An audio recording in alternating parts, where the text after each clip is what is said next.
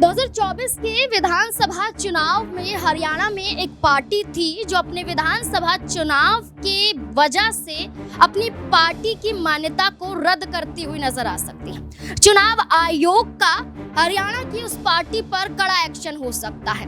Party का symbol, party की मान्यता रद्द हो सकती है। वो पार्टी है Indian National Lokdal. Indian National Lokdal जो 2014 से पहले हरियाणा में मजबूत थी, वही इंडियन नेशनल लोकदल 2024 के लोकसभा चुनाव और विधानसभा चुनाव में सीटों को जीतने के लिए यहाँ पर कारगर साबित होती हुई नजर नहीं आती। जो सत्ता में वापसी की बात कर रहे थे अभय चौटाला, जो राष्ट्रीय महासचिव है इंडियन नेशनल लोकदल के, वो सत्ता में आने की बजाय मात्र 2 सीटों पर सिमट जाते हैं। और चुनाव आयोग के नियमों के अनुसार विधानसभा चुनाव में 8% वोट प्रतिशत और कम से कम आपको 2 से ज्यादा सीटें जीतनी जरूरी हैं। इंडियन नेशनल लोकदल मात्र 2 सीटों पर ही सिमट गई। 4.14% के करीब वोट प्रतिशत आया। लेकिन आज हम हरियाणा की बात नहीं करेंगे, हम महाराष्ट्र की बात करें।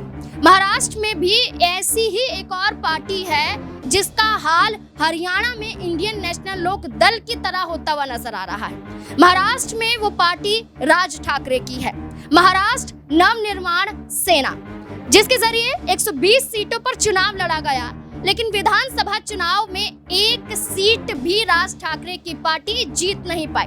यहाँ तक कि पहली बार राज ठाकरे के बेटे अमित ठाकरे भी चुनावी मैदान में उतारे गए, लेकिन राज ठाकरे के बेटे अमित ठाकरे भी विधानसभा चुनाव में जीत हासिल नहीं कर पाए।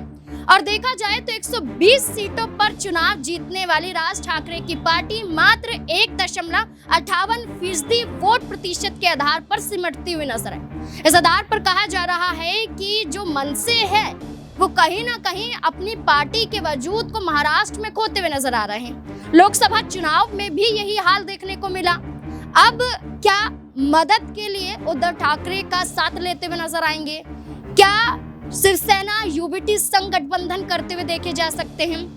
महाराष्ट्र में देखा जाए उद्धव ठाकरे ने चुनाव जीता तो नहीं, लेकिन बीजेपी से कड़ा मुकाबला होता हुआ नजर आया।